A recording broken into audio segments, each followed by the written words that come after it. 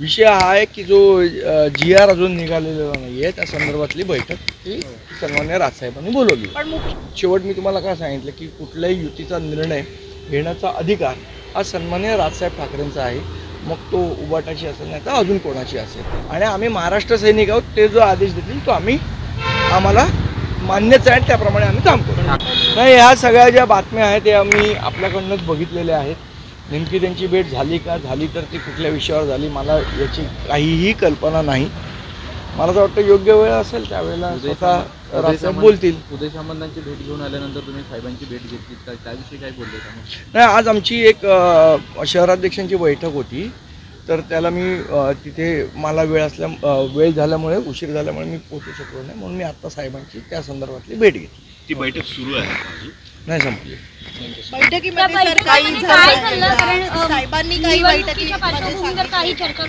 नाही, निवडणुकीच्या संदर्भात काही चर्चा नव्हत्या.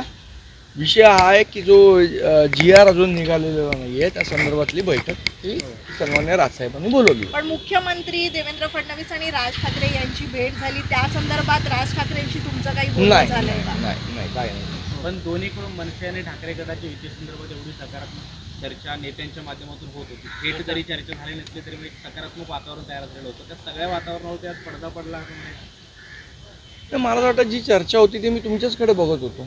बाकी काय चर्चा, शेवट मी तुम्हाला काय सांगितलं की कुठल्याही युतीचा निर्णय घेण्याचा अधिकार हा सन्माननीय राजसाहेब ठाकरेंचा आहे.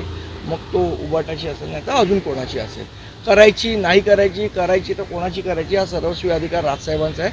आणि आम्ही महाराष्ट्र सैनिक आहोत. ते जो आदेश देतील तो आम्हाला मान्यच आहे, त्याप्रमाणे आम्ही काम करू. ठाकरे गटाचे खास करून तुम्ही हे सातत्याने म्हणत होता की 2014 आणि 2017ला आम्हाला झटका बसलेला आहे, आणि त्यावेळेला आत्ता ठाकरे गटानं स्वतः एक पाऊल पुढे येऊन प्रस्ताव पाठवणं गरजेचं आहे. प्रस्ताव आला तर आम्ही विचार करू.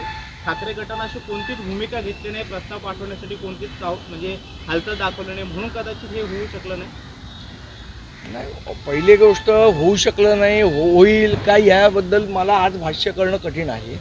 मी तुम्हाला त्याही वेळेला सांगितलं होतं, तेच त्या भूमिकेवर मी आजही कायम आहे.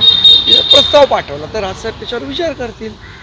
आता आणि शेवट युती करायची नाही करायची, करायची कोणाबरोबर करायची का स्वबळावर लढवायचं हा निर्णय राजसाहेब घेतील, आणि ते ज्याप्रमाणे आम्हाला सांगतील त्याप्रमाणे आम्ही काम करू. ठाकरे गटाच्या नेत्यांनी यावरती प्रतिक्रिया दिलेली नाही आजच्या भेटीवरती. त्यांचं असं म्हणणं आहे की मनसेकडून पूर्ण तपशील आम्हाला कळल्यानंतर आम्ही त्याच्यावरती बोलू, म्हणून सावध भूमिका त्यांच्याकडून घेतली.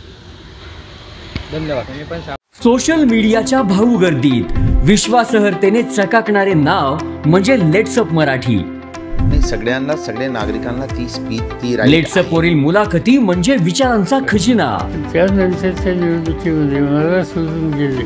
बातम्या केवळ वस्तुस्थिती सांगणाऱ्या, न प्रोपगंडा, फक्त जनतेचा अजेंडा.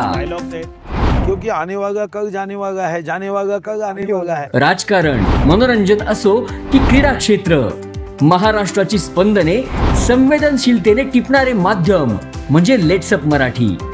जगासोबत एक पाऊल पुढे राहण्यासाठी लेट्सअपचे ॲप, सोशल मीडिया आणि वेबसाईट सोबत कनेक्टेड रहा.